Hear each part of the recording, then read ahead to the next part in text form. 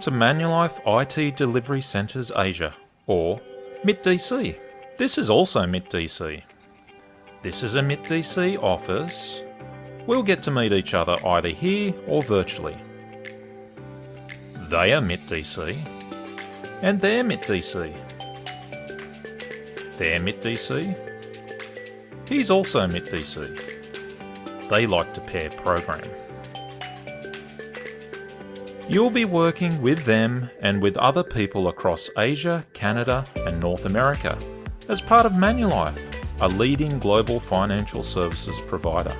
Today, I'd like to introduce our high-performing team engagement framework. It is key to ensuring that MIT-DC is an enjoyable, rewarding and productive place to work.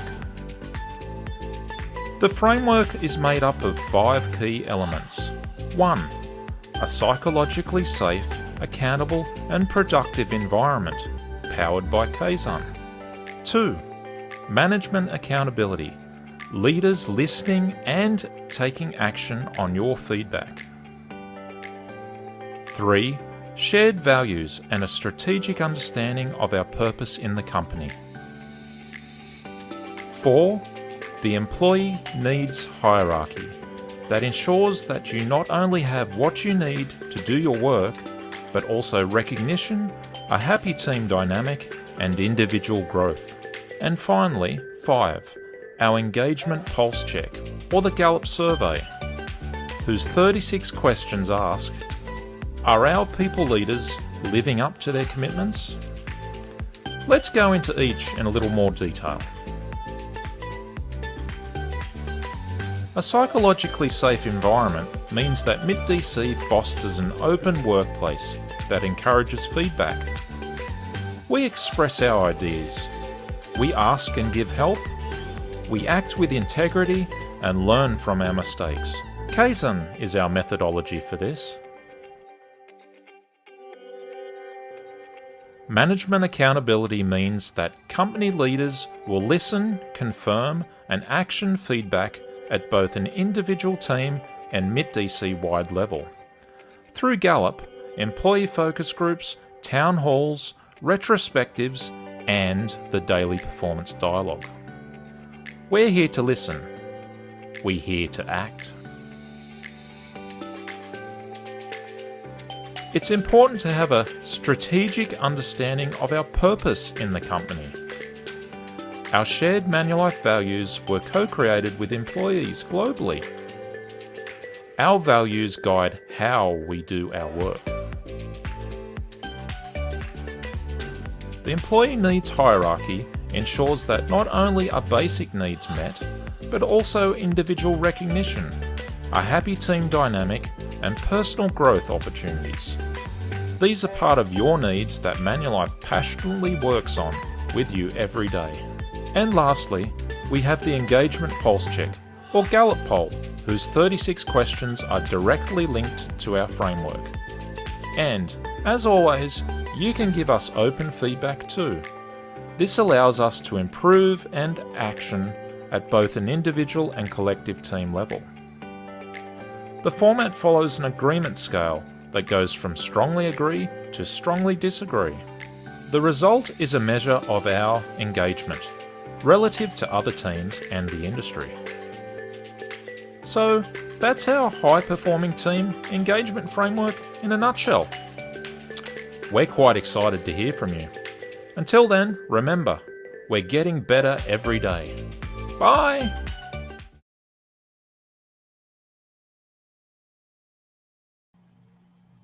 A pleasant evening to everyone, and hello to our Facebook and YouTube viewers.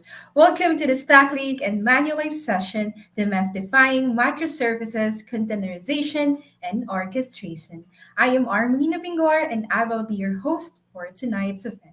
I would like to remind everyone that if you have any question about the session, you can type them in the comment section. We address them later at the Q&A portion.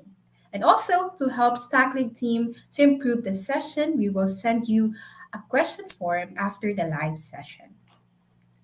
And of course, we will now welcome our first speaker for this evening. Let us welcome the Manulife overview, of course, with Andy Kalalang. So Andy Kalalang is over 30 years in the IT industry, 10 plus years in the insurance line of business, 20 plus years in account management, project and program management, and joined Manulife in 2017 and played a key role in the setup and launch of MIT DZ in 2019.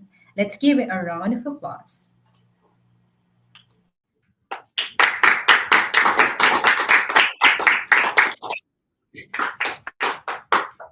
Good evening, everyone. Thank you, Army, for the warm introductions. And to all of our viewers, thanks for registering and attending, taking the time to attend this event. Now, what is MITDC? MITDC stands for Manulife Information Technology Delivery Center, Asia. MITDC was set up or established in 2018. And back then, we were set up as the fintech arm of Manulife to help achieve its ambitions of becoming a digital customer leader. When we launched in 2018, our mandate was to develop, implement, and support Manulife's regional digital platforms for the life insurance business of our partners in Asia. Fast forward to today, our scope now has grown to include our Canada division partners, as well as Manulife's wealth asset management line of business. Now, in the Philippines, there are three Manulife business entities, including MITDC. And then you've probably heard of them. So there's Manulife Philippines, and then there's also MBPS, or Manulife Business Process Services.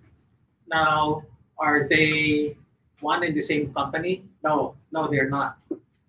Manulife Philippines is the business entity that deals with our life insurance and wealth asset management lines of businesses. So with Manulife Philippines, if you want to purchase a life insurance policy or invest in a trust fund, you go to Manulife Philippines.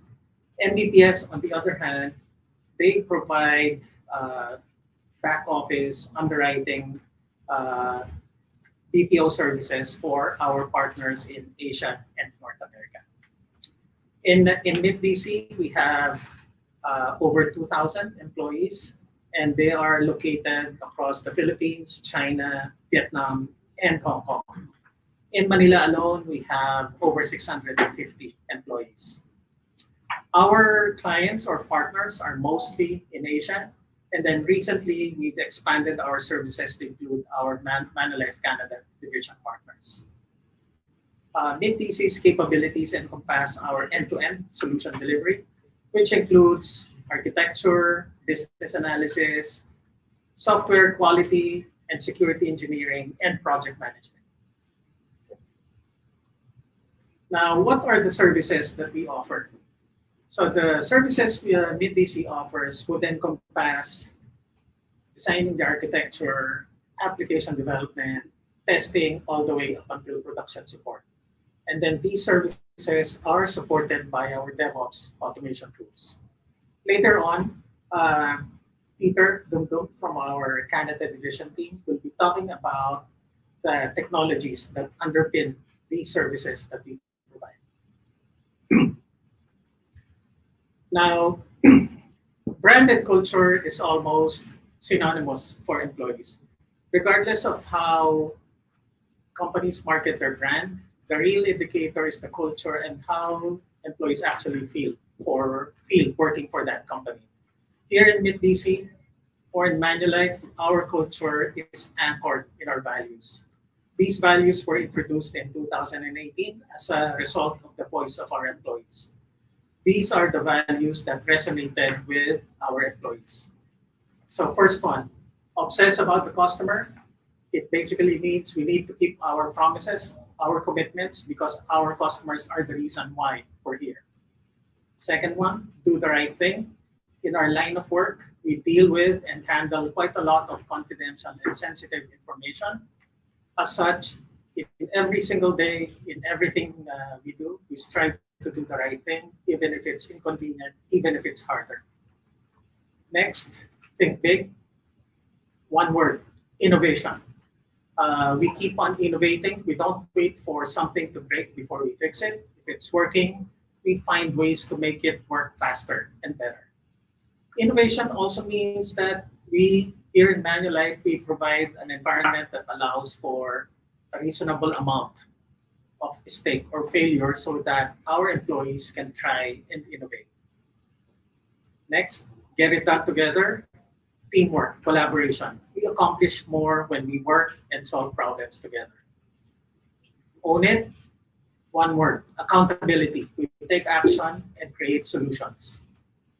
Last but not least, share your humanity. In Manulife, in MidDC, everyone is treated as a unique person with their own set of qualities that we know they will bring to the workplace. Now, in the previous slide, you've seen the values that govern how we do our work day to day. However, it doesn't mean that we don't know how to have fun. Here in MidDC, we work hard, but we also play hard.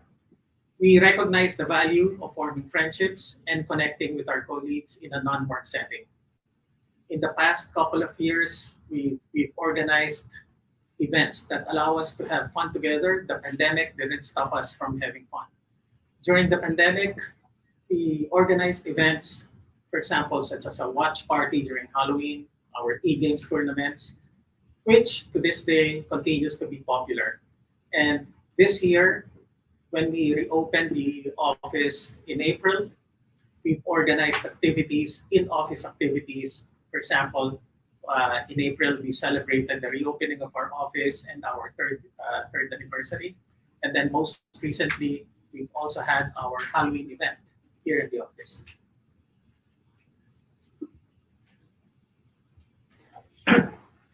For our benefits, I'll give you an overview of what's in store for our employees. Compensation package, we do strive to be competitive with our compensation and benefits package. MidDC, we basically participate in annual market data surveys to ensure that we remain competitive year on year. Paid leaves, we have more than the legally mandated number of leaves, vacation leaves, sick leaves, and emergency leaves.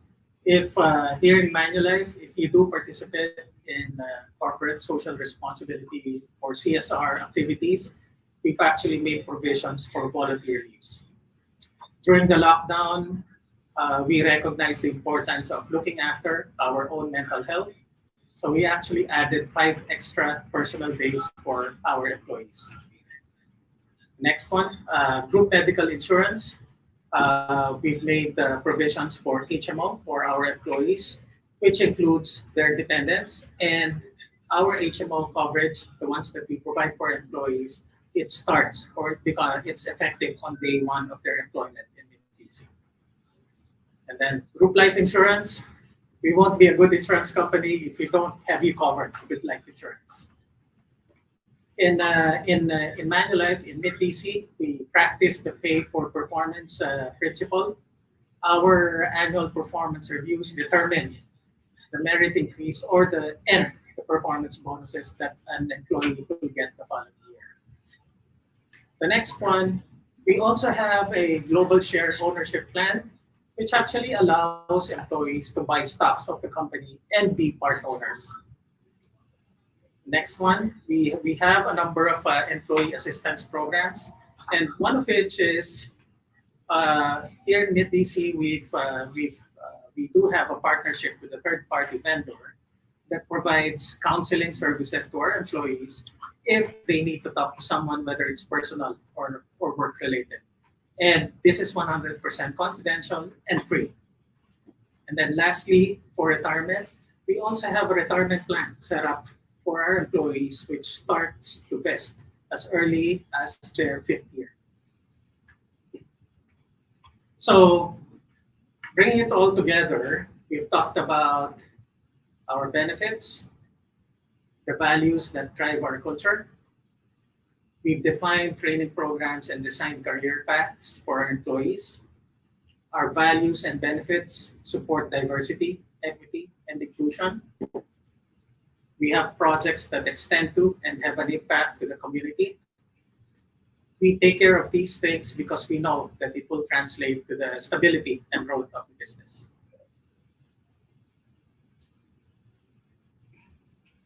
Army, I turn it back. All right. Turn it back to All right. Thank you so much for that insightful talk, Mr. Andy Kalala. Of course, I know some of our live people there on the Facebook, YouTube are so excited to also get to know what is it like to be part of the Manulife. And now for our next guest speaker, Peter Dumdum, who will be sharing with us the tech stack used in Manulife. So Peter Paul Dumdum is one of the engineering managers of my MITDC under Manulife Bank of the Canada Division Technology Group. Peter has 16 years of IT experience where he started as Java engineer and has worked on backend to web application. He handles a squad that works with application of Manulife Bank in Canada and at the same time mentors them in their journey in MITDC as an engineering manager. Of course, let us give him a round of applause.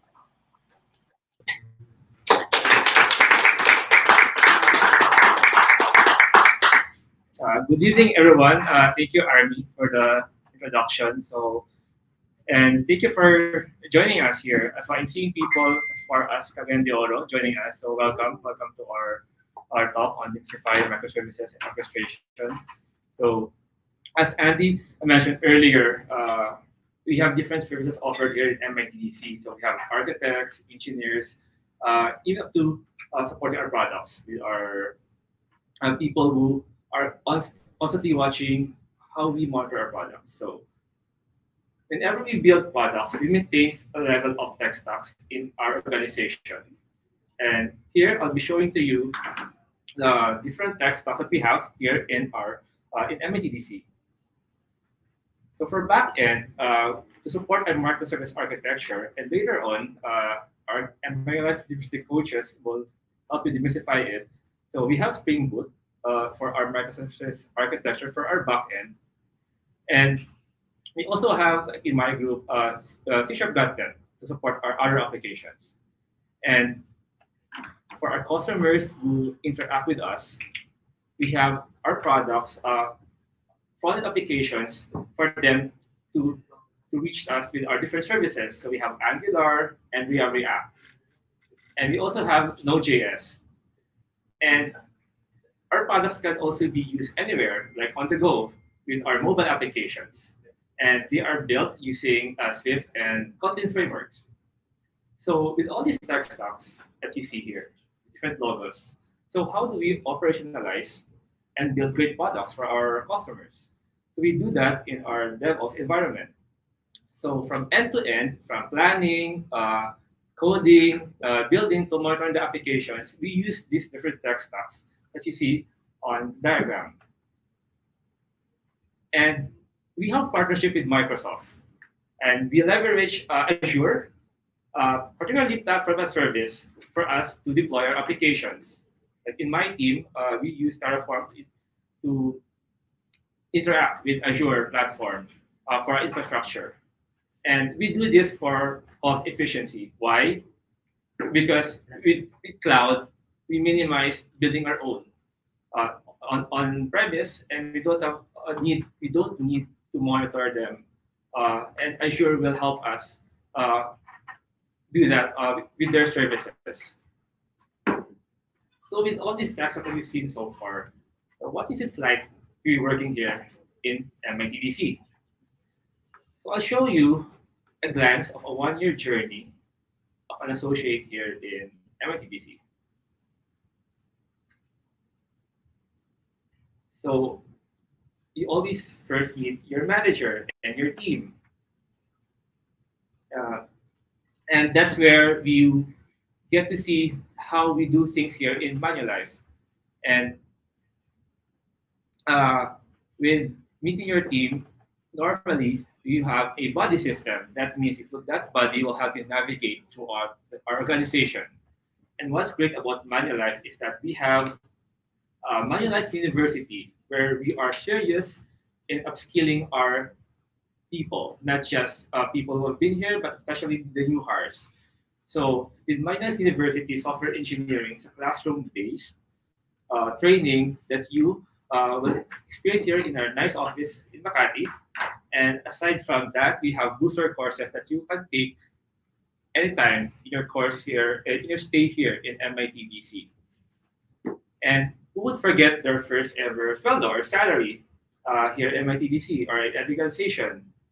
And if you look at the diagram, we also have Fuel Friday. So in Manulife as a whole, we are serious in skilling our people. So we give you your second Friday of the month for what we call Fuel Up Friday, where you can learn anything you want to learn. And we have different learning platforms for you at your disposal, such as Pluralsight and LinkedIn Learning. And once you are in the team, you are immersed in the team, integrated with the team, you will have your first project. And that's where you get your first bug, and you'll get to collaborate more with our people. And what you learn in Manulife University, you will use that as it just doesn't teach you the technical knowledge that you need for your journey here in Manulife, but having the right mindset on how we do things here. Like what I'm wearing right now is one of my advice we have to do the right thing in doing the quality, great product for our customers.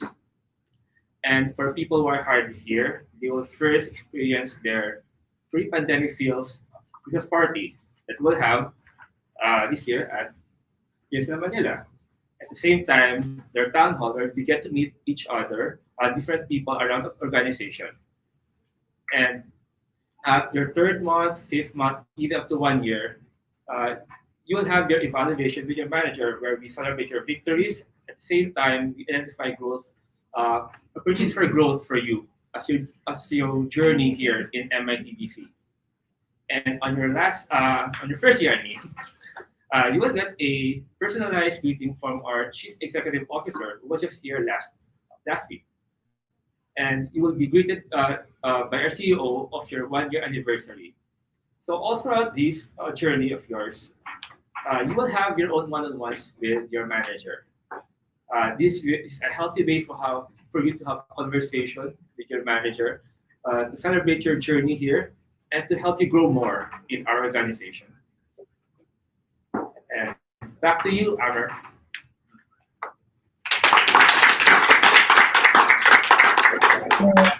Thank you so much for that insightful talk, Mr. Peter Dumdum. And of course, I know you guys are excited to get to know more deeply about Manulife. So let's watch the Manulife University video.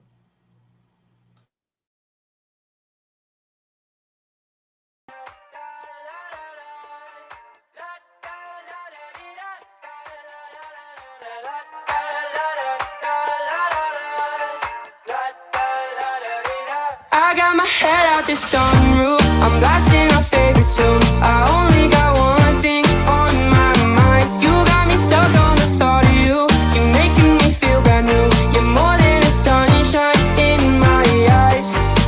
You got those pretty eyes in your head, you know it.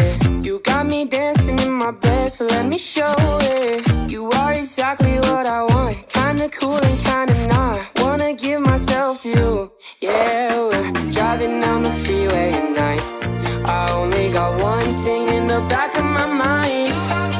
I'm feeling like this might be my time to shine with you, with you, with you. I got my head out the sunroof, I'm blasting our favorite tunes. I only got one thing on my mind. You got me stuck on the thought of you. You're making me feel brand new. You're more than a sunshine in my eyes. I got my head out the sunroof.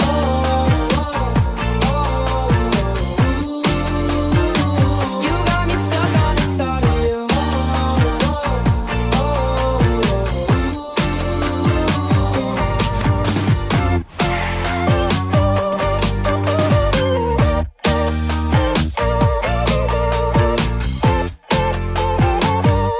Yeah, we're driving down the freeway at night.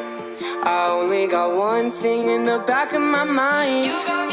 I'm feeling like this might be my time to shine with you, with you, with you. I got my head out the sunroof, I'm I'm blasting our favorite tunes. I only got one thing on my mind. You got me stuck on the thought of you. You're making me feel brand new. You're more than a sunshine in my eyes.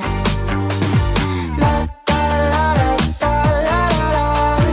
La da da da dee da da la da da da da la da la da da la da da. La da la da da da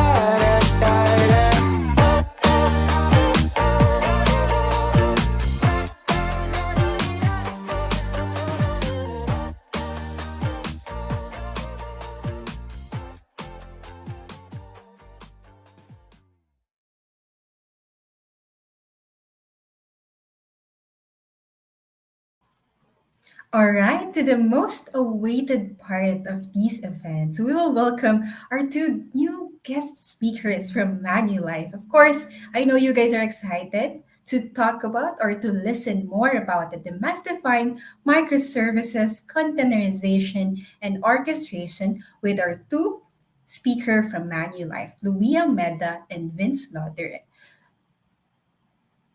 Okay, so Luis Almeida loves solving real world problems through technology and education. He's a certified microservice architect, a certified SOA professional, and a certified Azure developer. He is an engineering manager at Manulife and a software engineer by trade. Over the years, he has developed various enterprise software applications across healthcare and financial industries. Louis has also developed software engineering training programs and have taught hundreds of software engineers throughout his recent career and education. On his spare time, he enjoys playing drums, playing board games with his friends, and meeting new people from different industries. And we also have another one, Vince Lodere. He's a full stack engineer and one of the prolific coaches of Manulife University, where he teaches the tech stack we have here in MITDC. Vince specializes in cloud technologies and certified Kubernetes application developer. On his free time, he loves loading his Kindle with his favorite books. Also, Louis and Vince are part of the Manulife University, where they help train and upskill Manulife software engineers across Asia on the modern tech stack. Of course, let us now give them a round of applause.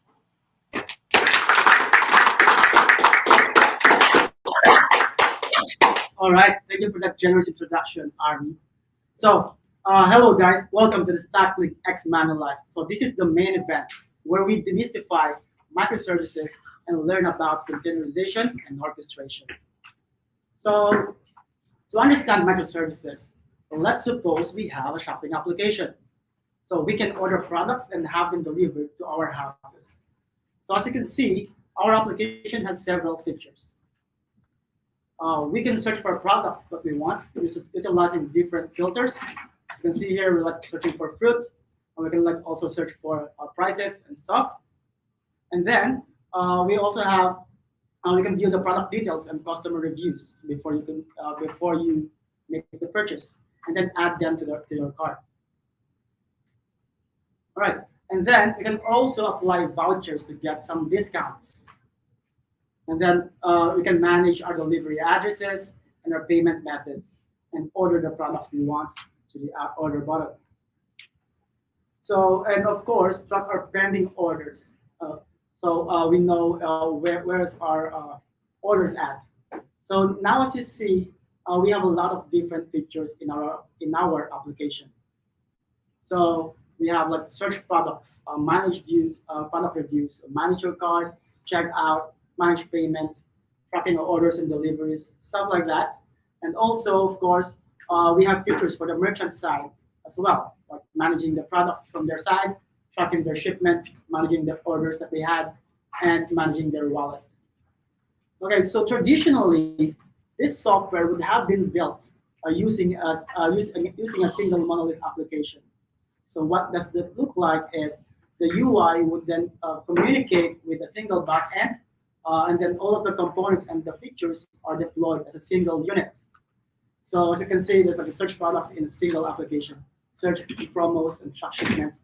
They are completely unrelated, but are deployed in a single application. So let's explore some of the disadvantages of taking this monolithic approach. So first up is deployment. So when doing a deployment on one component, let's say use promos or needs to be updated. So all of the search products, check out, and all of the other components would have them to be deployed as well. Another one is testing. So since the entire application is being released, and then we don't know if there's like code shared within each other, within those components, we had to test the entire thing again. Even if we had only changed for the use promos, we're not sure if other components are affected. Another one is runtime. So let's say the promos features, we deployed a new change for the promos features, and then the promos are then encountered a scenario, like a fail scenario. The entire application is would be taken down, along with the search products managed card, even though if the scenario doesn't affect them anyway. So another one is the coupled scaling. So if more customers are accessing search products and their orders and deliveries, we have to scale the entire thing. We cannot scale just for search products and the deliveries. Okay.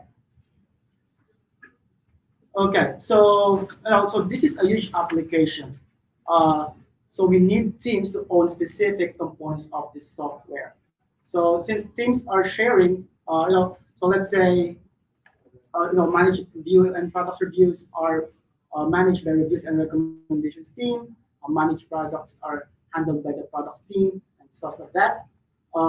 Now teams are sharing the same application on a monolith setup, so they would need to coordinate with each other.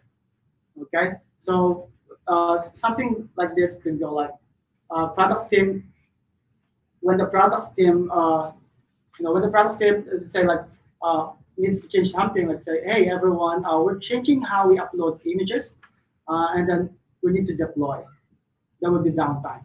But checkout and payments team can then say, no, we can't afford that change now. We're working on a critical fix, so for checkout.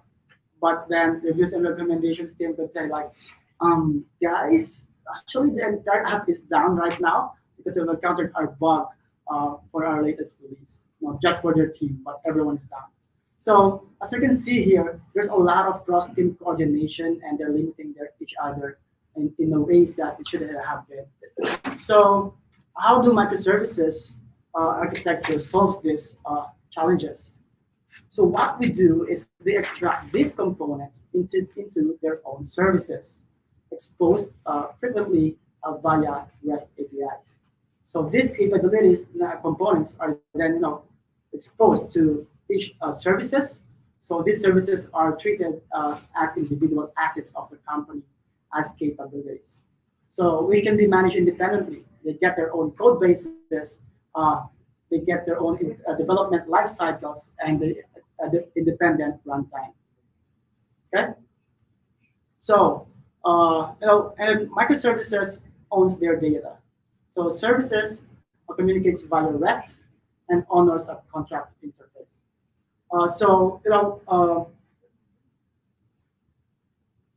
Okay. So, I'm sorry. Let me go back to that one. Yeah. So microservices communicates over the network. So usually they communicate via REST APIs and messaging and effects protocols. So all of the communications are HTTP or something along the network. So they don't live on the same application. Okay. So microservices owns their own data. No other services can directly access their own data, and everyone should go through the REST API. So let's say card service here needs access to data for the products database.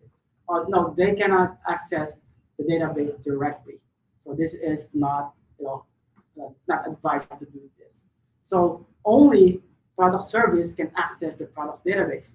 So if the card service needs information from the products, they would have then to call it through the product service API.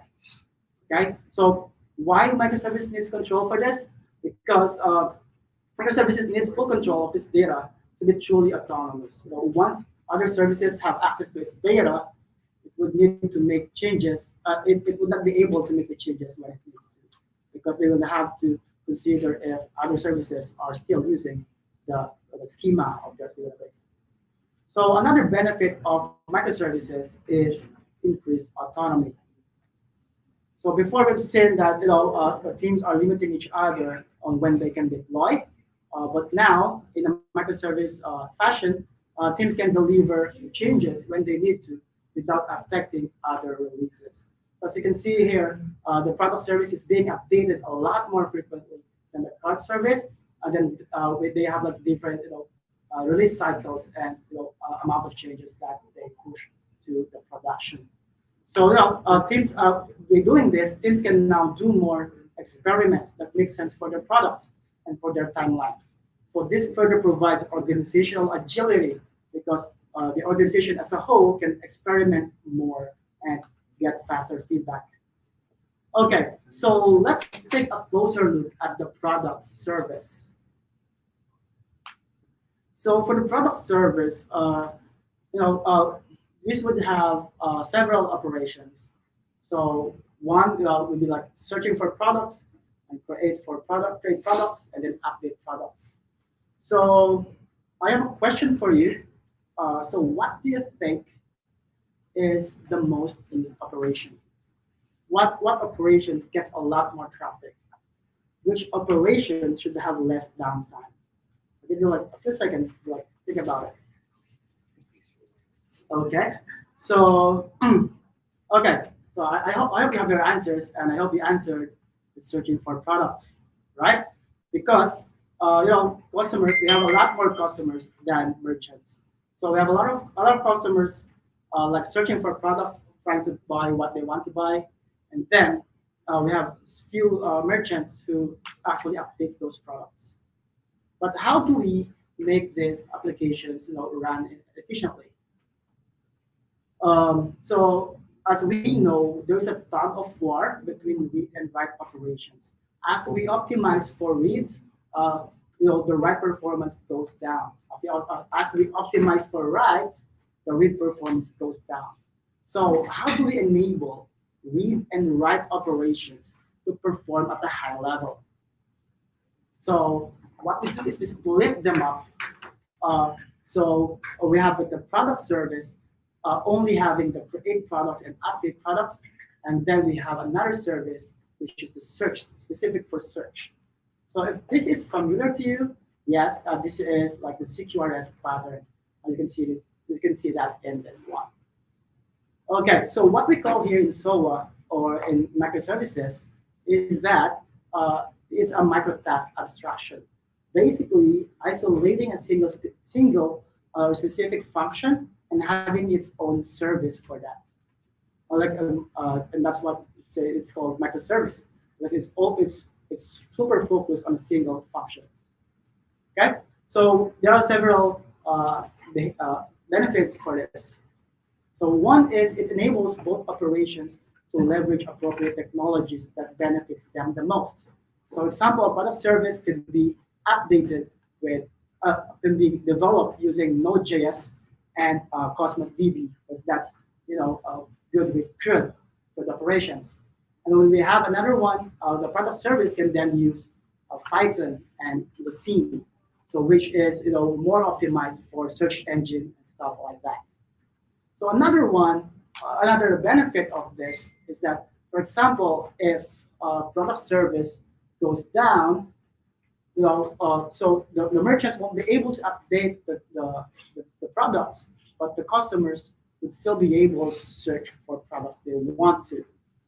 So this provides increased reliability for both services.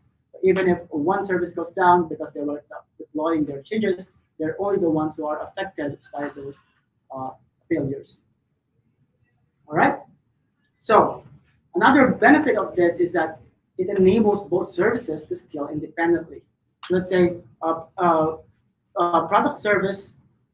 So let's say product service. So let's say the product service can only service like hundreds or thousands of merchants, but product search service serves hundreds of thousands of customers.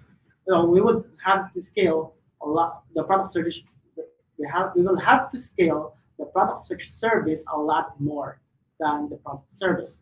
So having this flexibility enables us to right size the scale of the services that we have, which is improves cost efficiency and lessens complexity. All right, so now that we understand some of the benefits of microservice architecture, uh, so how do our client or mobile application communicate with our services? Okay, so our UI then, or the UI application, a web app, would then communicate to an API proxy, and then that proxy would pass the request along down the line to our services, and those services can like communicate with each other as well. Okay, so what's good with this is that even if let's say this reviews service is down, so customers will not be able to see the reviews for products, but still all of the other services are still available. You can still like search for products, check out products, and a lot more. So, and which improves the overall reliability of the software. So, microservices has a lot of benefits, but along with it, it comes trade-offs like the added complexity of deployment and managing the runtime of each of the individual services. So, how do we deploy these microservices? This is where containerization and orchestration take place, which will be discussed by Vince here. So, Coach Vince, take it away. All right, thank you, Coach Louis. So before I get started, I just wanna have some are the audience still here? So because later we're gonna have some quiz and we're gonna offer you some amazing prizes. So make sure to listen our discussion. So make sure to watch us until the end because yeah. So all right. So to continue with our topic. Oops. So by the way, thank you, Louis, for the wonderful introduction in demystifying the microservices. So yeah, so Louis discusses how we decompose applications from monolith into smaller services called microservices, and we've seen the benefits of using microservices, which provide us flexibility and agility when it comes to developing applications. So now you might be wondering, how are we going to deploy those services or microservices in production? So previously, we do this via VM. So in using VM to deploy our applications, obviously we need to have some infrastructure or server. So to deploy a VM, so we need to have a layer called hypervisor. So hypervisor allow us to deploy many virtual machines on top of infrastructure. So as you can see in the diagram, this is where the virtual machine got installed, and inside that virtual machine, this is where the guest host operating system installed. So the guest operating system is depend on the applications that they're going to deploy. So typically it was Linux, Ubuntu, and Windows. So if your application is Node.js and Spring Boot, and yeah, so you may use Linux, so that Linux is a generic operating system. So on top of that, so this is where application dependencies got installed and also the configuration. So in order to run your application inside the VM, so you need to make sure the dependencies and configuration was properly configured in order your applications to run. So once you set up that up, so if we go back earlier in our shopping application, so we have a product service, shopping cart service, and wallet and order service. So this is where you deploy your microservices inside now in the virtual machine.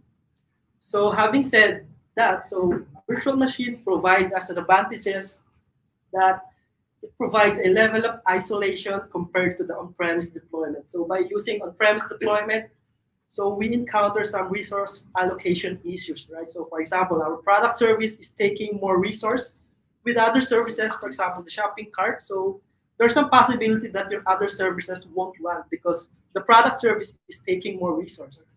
And also, virtual machine offers to run multiple applications requiring different operating systems. So, for example, if you're gonna deploy a Windows-based application, you can easily provision a virtual machine that has a guest operating system that has installed Windows. And then once you set up that app, you can now install or deploy a Windows-based application. So yeah, so those are the pros or advantages in using virtual machine. And of course, by using virtual machine, there's a limitation. So for example, in setting or in deploying your application inside the virtual machine, you need to make sure your dependencies and configuration was set up properly. So dependencies are tied up into the machine. So you need to make sure that it was set up properly unless your application won't run properly. And then the last thing is VM images consumes gigabytes of data. So yeah, that's why it takes longer to back up or migrate applications. So what if we can still utilize that VM images, right? So to deploy our microservices application so that we can accommodate more applications inside our server. So due to that limitations, so this is where containerization comes in. So containerization solves the problem that we encounter in the virtualized deployment. So the concept of containerization is a way to package your application as a single deployable unit that includes all the dependencies and configurations needed to run your applications in anywhere environment. So if we do this by a container, so obviously we need to have a infrastructure. So on top of infrastructure, we also need to have a host operating system. So this was typically Linux. So in order to Linux, right? So we can accommodate generic applications such as Node.js, Spring Boot, and Python, for example, if you're going to deploy application inside that machine. And then, as you can see, there's another new layer called container runtime. So this container runtime, in order to run our containerized applications, we need to have a container runtime. So typically, this was known as Docker. So yeah, so Docker is a great technology that helps developers to build share run containerized application in production. So once you set up that layer in your machine, you can now deploy your individual microservices. So as you can see in the diagram, if we're going to deploy the product service, wallet, and shopping cart service, the dependencies are now already included in the container as a single deployable unit. And that's why it solves the problem. It works on my machine, but others don't. So your applications are now shippable in anywhere in environment. And then the other benefits of containers, if we use that containers to deploy our applications, containers are lightweight. If we wanted to scale our services individually, we can easily spin up another container. So as you can see, if we wanted to scale the product, wallet, and shopping cart service, by using that, so if we use Docker CLI or as our containerization tool, we can use Docker CLI to create another instances of container, right? And then if the container goes down, if we use Docker, or we can easily spin up another container by replacing those containers that gone. So we can use Docker CLI to spin up another container and replace those containers that are gone in our infrastructure. Yeah, so we do that manually. And then, yeah, so we've seen the benefits of container, and containers are lightweight, and containers by itself has a limitation. So containers cannot scale automatically. So what if our product service receives a high traffic? So in scaling those individual containers, we can basically we can do some automation script that handles those for us. But what if there's a technology that do that for us, right? So later we will gonna dig more deeper on that. And then the limitations is also how can we achieve a zero downtime deployment? So for example, we have a wallet service that we need to update the code and we need to deploy another version. How can we ensure that wallet service still remains available and accessible to our customers, right? So by using containerization, we cannot able to do that. And there's another technology that can handle those for us. And then how do we make sure our containers are healthy? So earlier we've seen the container goes down, and then we do the manual replacing those containers, right? So there's so many manual process in doing that manually in our container. So yeah, so this is where container orchestration comes in. So container orchestration solves the problem that we encounter when it comes to managing our individual containers in production. So it ensures that our containers are healthy and provide scalability to our containers. So there are many benefits that provide us, such as zero downtime deployment, automated rollouts and rollbacks, and also the self-healing. Okay. So Kubernetes is a container orchestrator. So of course, there are many container orchestrator tools that are available, but Kubernetes is the de facto container orchestrator tool in the market. And also in Manulife, Kubernetes is the technology that we are using as our container orchestrator. So Kubernetes abstracts the multiple VMs, now known as node in Kubernetes terminology. So in order to run our applications, so as you can see, the Kubernetes abstract the VM. And then this is our services, right? So the containerized services, the product, wallet, and shopping cart service. So by default, we cannot deploy our containerized application in Kubernetes directly. So in order to deploy our containerized application, there's some abstraction layer that needed called pod. So pod is the smallest deployable unit in Kubernetes. So this is where we place the container that are we going to deploy in Kubernetes. So once you set up that app, yeah, so your application, so these pods are now then deployed to each individual VM host. And Kubernetes is intelligently enough to schedule those individual pods into VMs and nodes. Yeah. So this collection of nodes is called cluster in Kubernetes. Yeah. So to recap, so let's look at the pod again. So pods can contain. I mean, pods is the smallest deployable unit in Kubernetes. So make sure to listen because later we're gonna have some quiz and yeah. So and then pod can contain one or more container. So this is more advanced pattern which called sidecar container. And pod has their own IP addresses to access your application. So if you're going to access your product service in Kubernetes, you can access their IP address, but this is not a recommended way to access the application because pods are ephemeral. So pods can be destroyed and replaced, so we cannot rely on their own IP address because the IP address will also change once the pod is got replaced. Okay.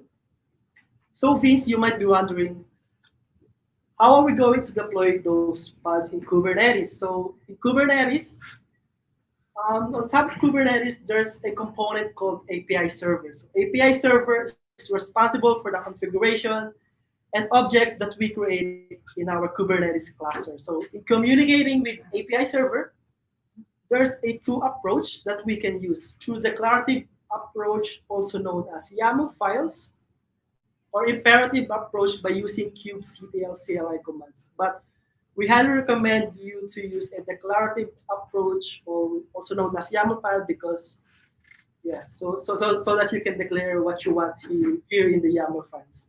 And then the example definition of pod, if you're going to deploy that in Kubernetes, so as you can see, there's a containers, and then there's a name, image, and then the container port.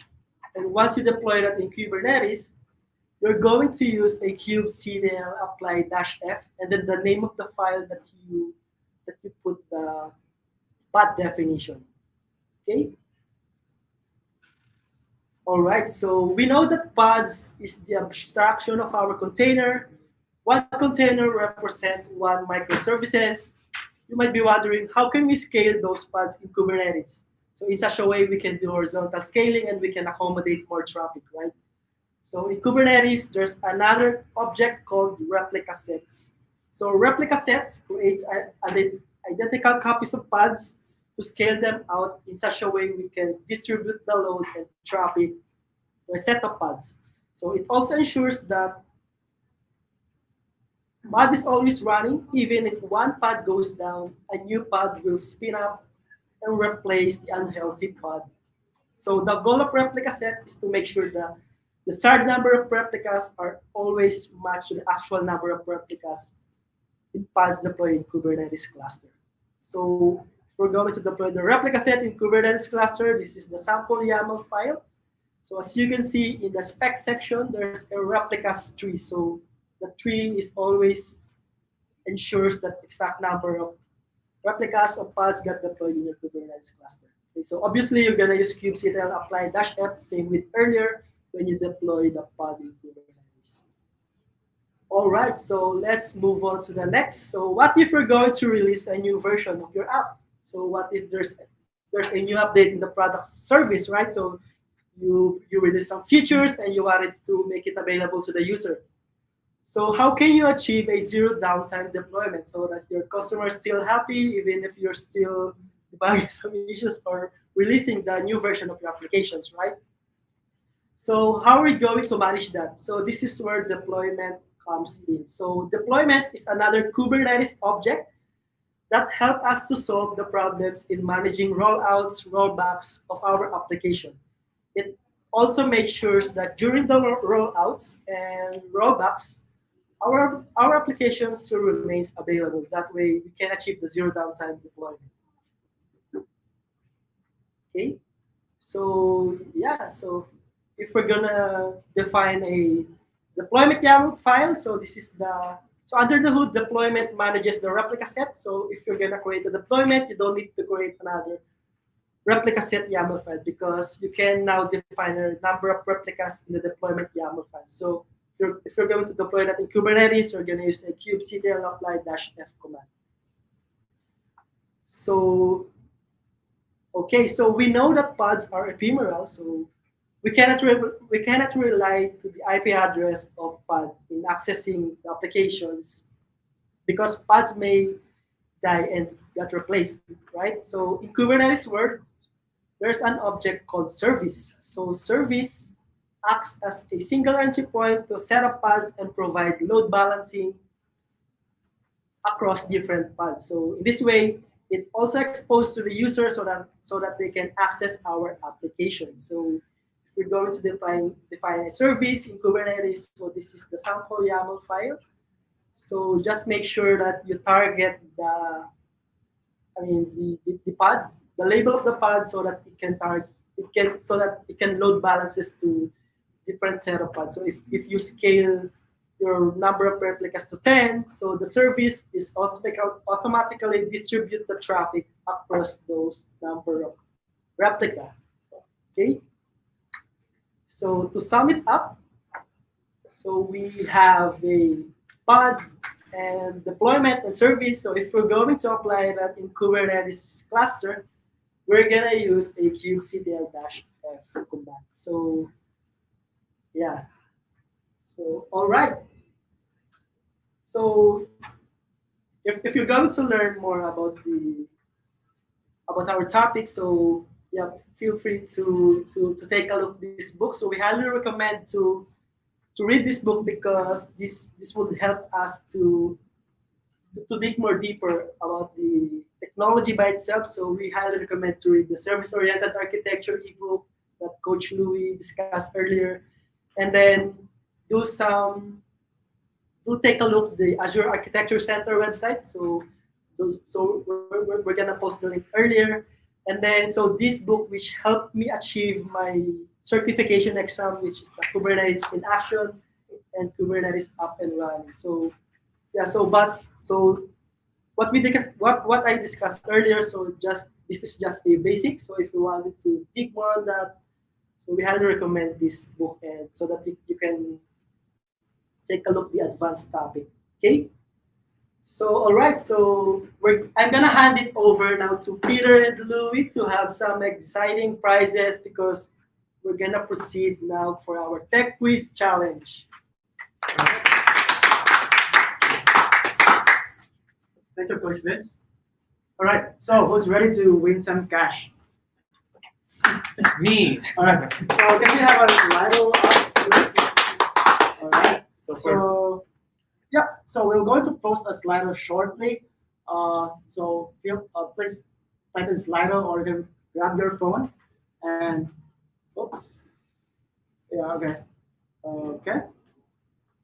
So for those watching, you can use the Slido code here, or you can use your mobile phone to scan the QR code. Yeah, okay, all right. So you should once you're in, you should see your name in here. So guys, this would be 5 questions. So this will be the fastest with the most correct answers, and the top 5 would win 1,000 worth of gift certificates each for those who finish fastest and most correct answers in the top 5. So later on, we will reach out to you once you are on the top 5 ranking.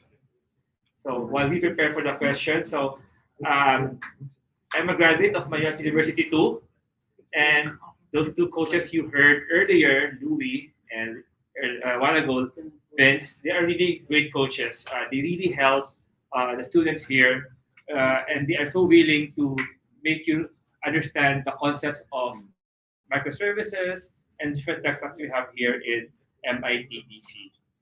And we have already almost 20 batch of graduates from the Manulife University.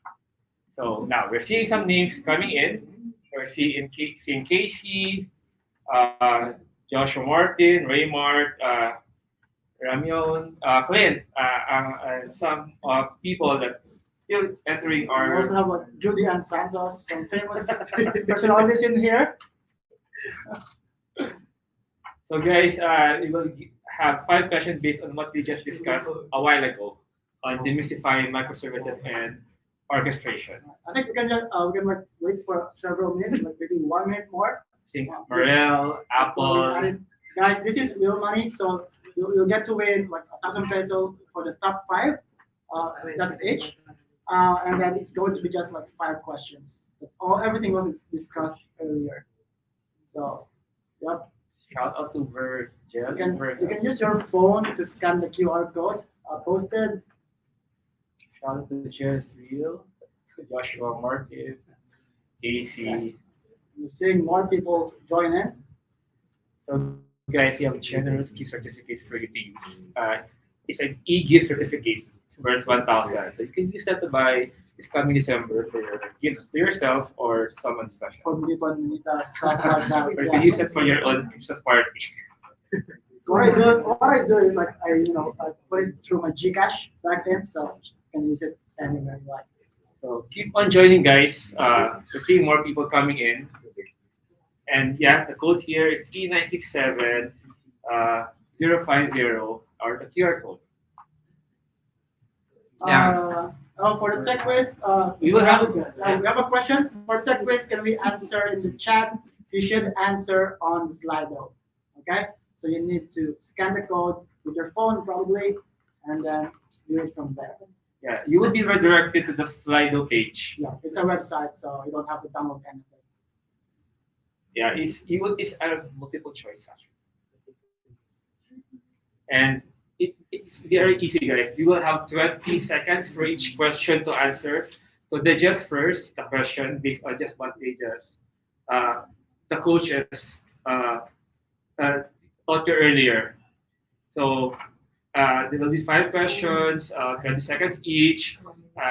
If you answer the fastest, and later on we'll see the ranking.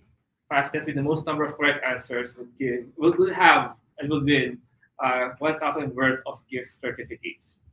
All right. So is everyone in? We're closing it in 10, 9, 8, 7, 6, 5, 4, 3, 2, and 1. All right. Okay, we have one more. Okay, that's good. I'll lose, yeah. All right. So Okay. let's do this. So you'll see on the screen the Slido question. Okay. So should microservices share database? That's the first question. Yes or no? So just 2 answers, guys, yes or no. So it should be quick. so that you'll be ranked higher later. Yeah. Should Microsoft share So we have database? 18 out of 28 people entering their answers. Okay, we have 24 answers. Oh, so should microservices share their database? It's no. All right. Why do we? So microservices needs to own their own data, so that they can have full autonomy around when they want to change those structures. So the only thing that they have a contract which is a REST API layer, and that makes it reliable. Okay. So for the next question. Thank you, Louis. So what is the smallest deployable unit in Kubernetes that Vince earlier kept on mentioning? So is it container, pod, deployment, or service?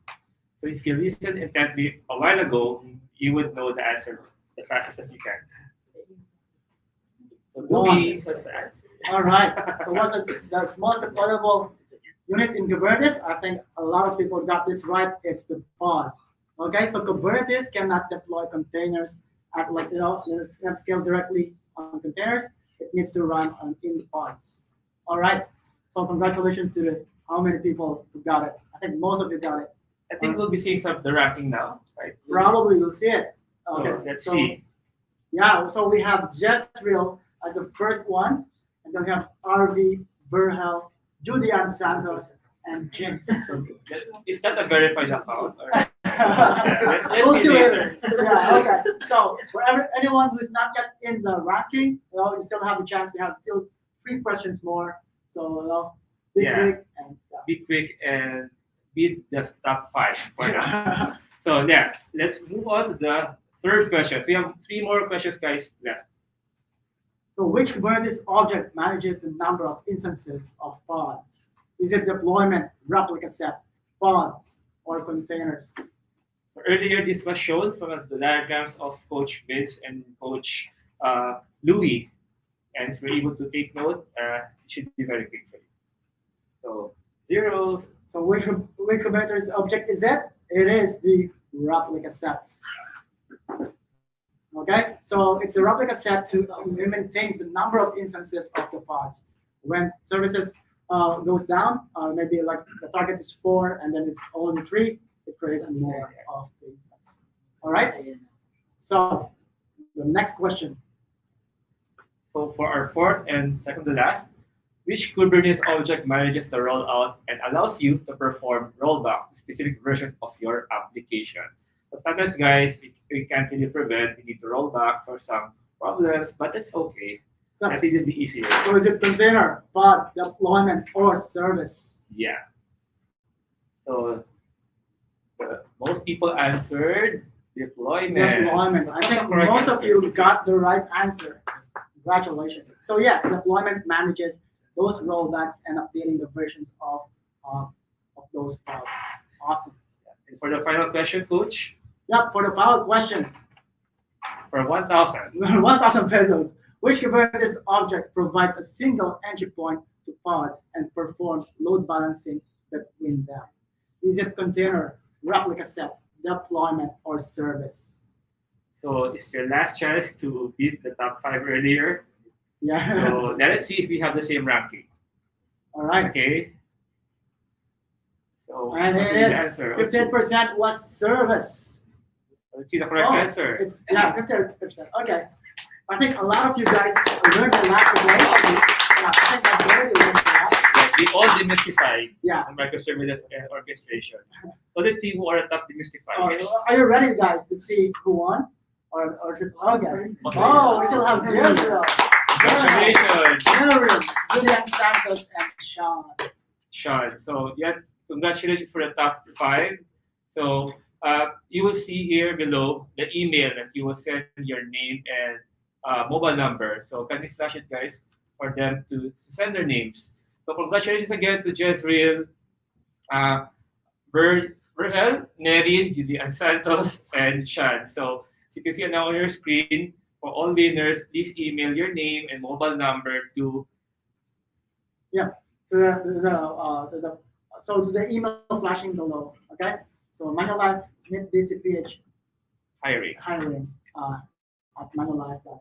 So it's quite a long email, guys. Make sure you type in correctly. Yeah, maybe screenshot it or something. Yeah, you screenshot it instead, so that later on you can go back. All right, maybe we just post it as well. Oh, yeah, it is posted on the comments as well. So yep. So make sure to reach out to us so we know how we can reward you.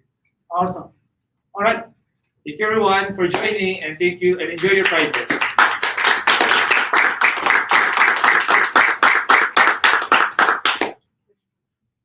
Time for Q&A.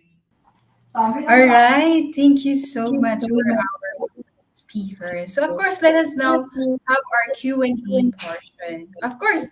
So, with our audience right now, can you type in your questions about the topic, the demystifying microservices, containerization, and orchestration to our speakers, Mr. Andy, Peter, Louis, and Vince. Yes, so you can type in. Of course, we have our, I guess, first question here.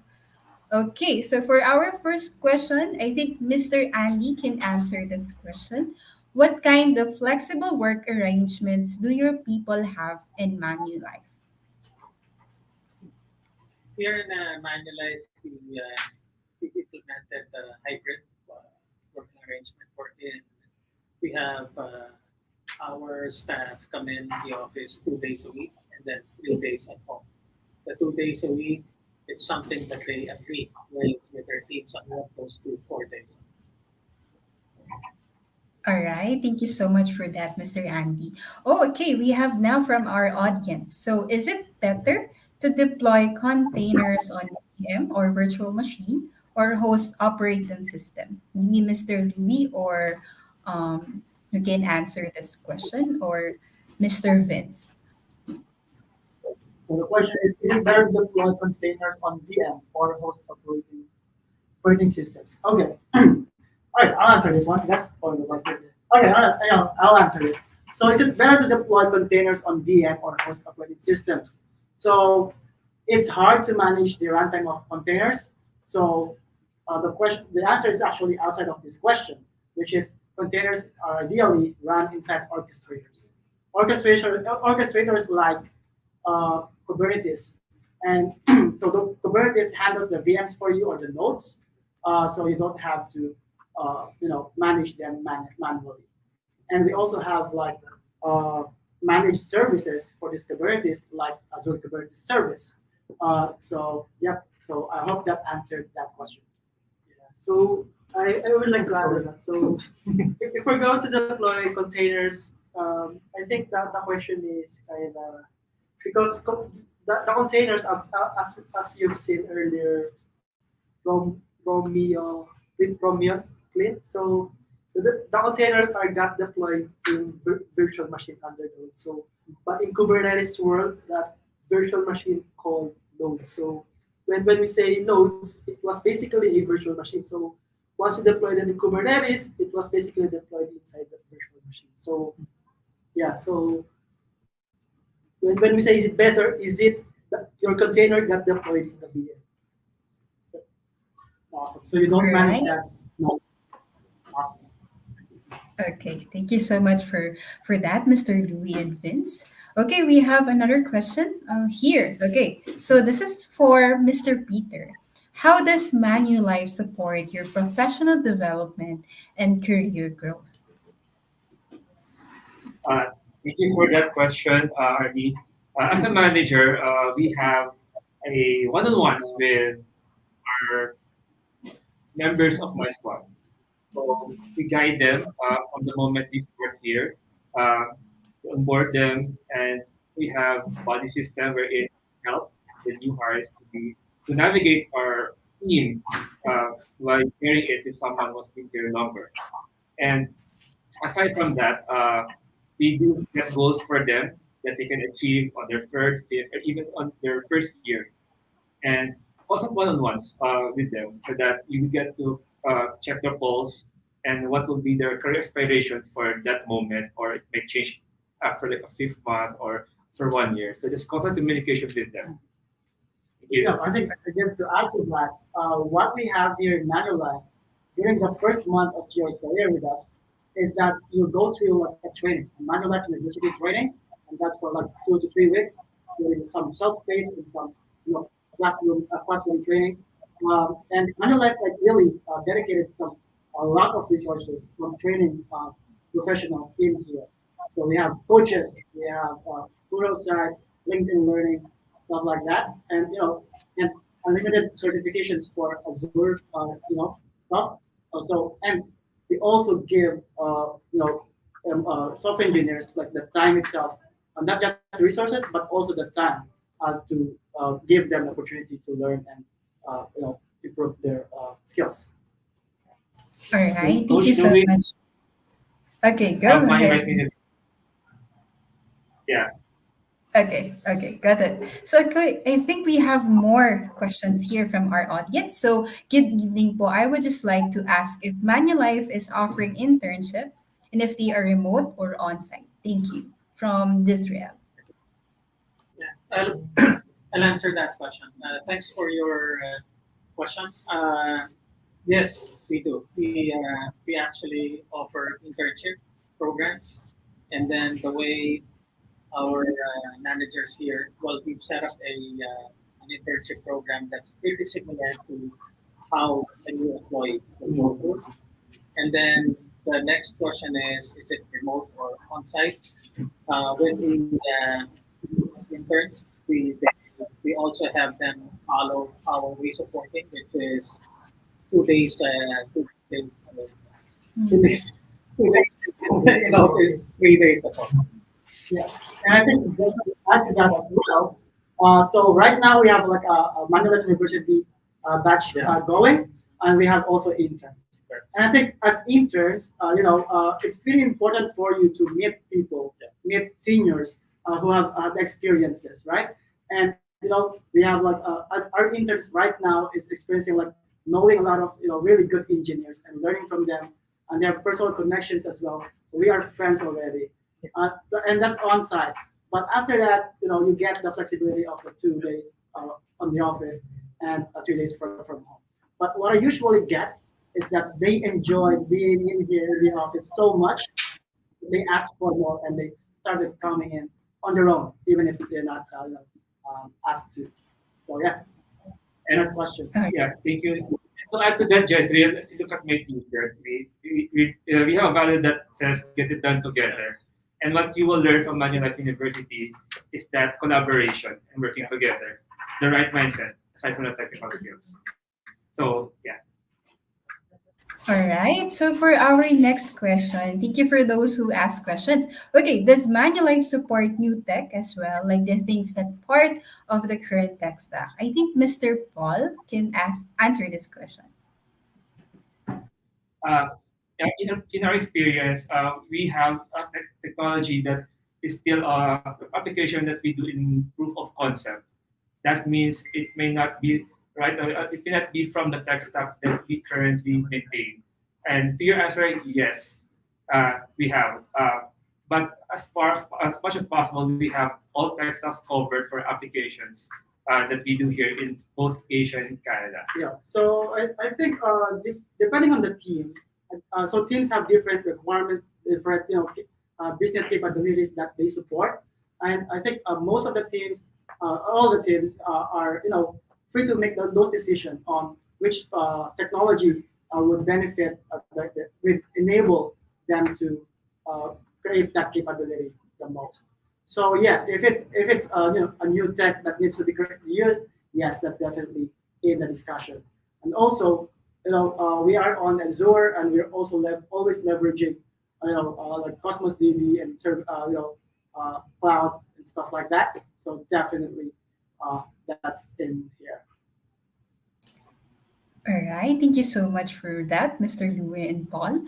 We have our third question from Scene. Can you control the access of a specific user or application within a Kubernetes cluster? So I think Mr. maybe I can Louie. I Yeah, go ahead. Go ahead, Mr. maybe I'll answer the question, Arvin. So yeah, so thank you for that question, Sean. So can you control the access of a specific user? Yes, you can control the specific access of the specific user in Kubernetes cluster, but that's a more advanced topic. It's called the role-based access control. So if you're gonna apply that in your Kubernetes cluster, you can allow specific access like for example, only the DevOps team can only create a pods, and then the engineering team can only view some pods or deployment. They cannot modify some objects. So by using a role-based access control, you can allow specific access in the Kubernetes cluster. Yes. All right, thank you so much for that, Mr. Vince. I think we have a question for Mr. Andy. What do you think are the most important skills to have in today's job market? Okay, thanks for the question. Well, first one would be keep on learning, stay hungry, keep on learning, uh, take challenges as opportunities to learn, not as a setback.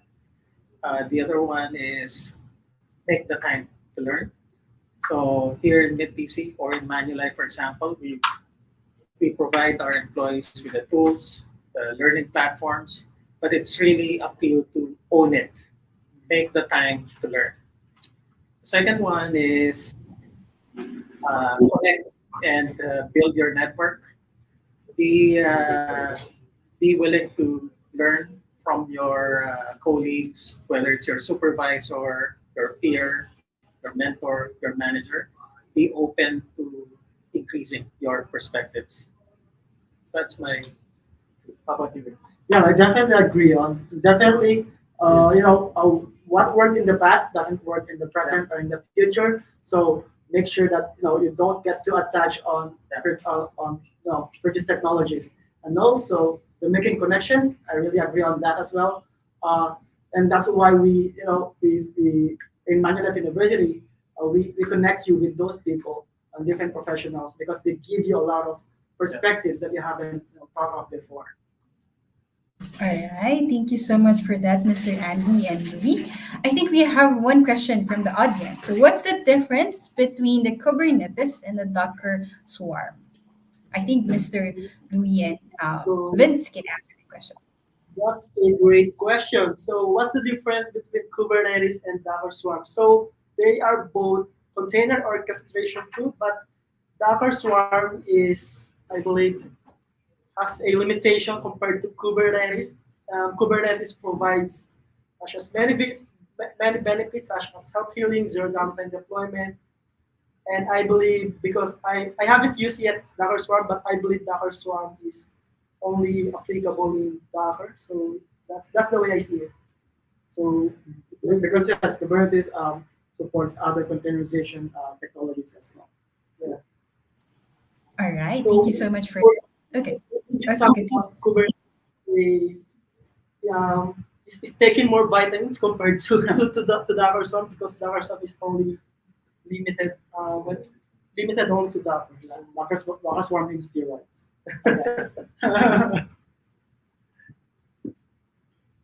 Yeah. Okay, we have another question. Okay, so for Louis and Vince, what advice can you give to those engineers who wanted to get started learning containerization in Kubernetes? Yeah. So, what advice can you give? So maybe I can relate it to myself.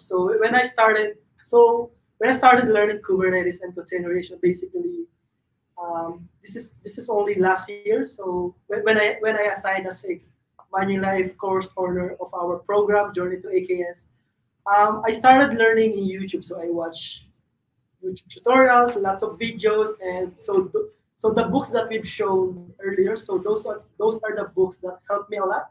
So I reread it. So until I familiarize myself in the conventions and the tools and yeah. So basically the code that Kubernetes uses.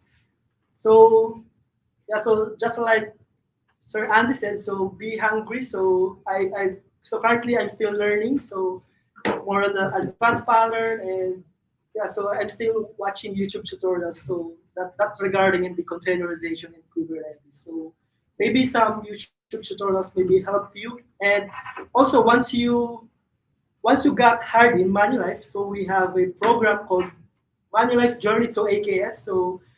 So the new hire got placed enrolled in that. So this is for free. So you're gonna have opportunity to learn our Journey to AKS program. So we provide a hands-on lab where you're gonna have an opportunity to deploy applications into Kubernetes cluster.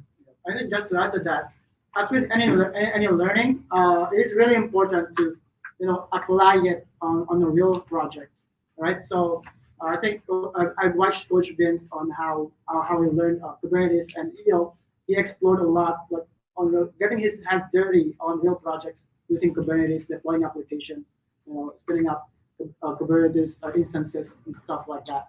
So yeah, don't forget to really do something and create a project using it. All right. Thank you so much for that, Mr. Andy and Louis. I think we have another two questions from our audience. They are so excited to ask this. So, what are some recommended security measures for Kubernetes? I think Mr. Andy or oh sorry, Mr. Louis and Vince can answer or Yeah, yeah, okay. All right. So basically, well, I think I'm a bit sorry. I'm a bit more interested on the next question though. How much time do we have left? yeah, I think we can cover more questions from our audience. Okay. All right. So let's answer this then. Okay. So what are some recommended security measures for Kubernetes? Okay. So we have there's like a lot of security points that can be covered within within a Kubernetes cluster. Some of them are discussed by Vince earlier with the role-based access controls. And the application level, we can manage certificates within a Kubernetes cluster, and also employ something like a service mesh that restricts access between services, and then meaning only specific services can communicate with other services, stuff like that, handling mutual TLS and a lot more. So, so yeah, that's it for the security for Kubernetes. And there's still a lot more that security is a huge topic that there's a lot of phases that we need to cover. Yeah. All right. So thank you so much for that, Mr. Louis. I think we have another one questions here from Mr. Zerby. Hello, guys. Do you have any immersion program, bootcamp, or in platform OS support like us can utilize if you want to take the path that you're on? Yeah. So, all right. So what I've seen happen in Manulife, so we have like Kubernetes Journey to AKS or Kubernetes service program. What I've seen happen is that we had a student before who is a Manulife employee, and in the IT side of stuff like IT support and platform, and then our support just like you really. And now he got approval from his manager to join our class, our sessions, which is for the training, hands-on. And then right now, I think he's started to transition into like an architect thing role or developer or something like that. And that guy really inspired me on that one because and that's why Manulife gives you the opportunity to be to learn outside of your current role. So that's really good. I hope that inspires you. Okay, thank you so much for that, Mr. Louis. I think that's the last question. Hopefully, for all the audience who wanted to ask more about certain question, kindly also reach out through the email, or maybe you could also send your resume here at the Manulife mitdc.phhiring@manulife.com. Also, I guess that's pretty much on it. Okay, so don't forget to follow the Manulife IT Delivery Center Asia Incorporation on LinkedIn.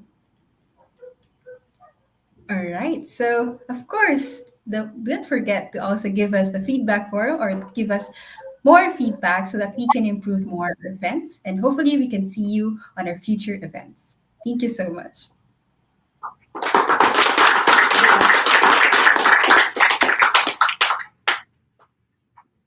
Right. All right. So I guess congratulations everyone for all the viewers and our to our speakers. Thank you so much, Mr. Andy, Paul, Mr. Louis, and also Mr. Vince for your time for with us, and also to all the Manulife people there for that wonderful. Thank you. Awesome. Thank you, Armin. Thank you, everyone. Thank Thank you. you for watching. Thank you.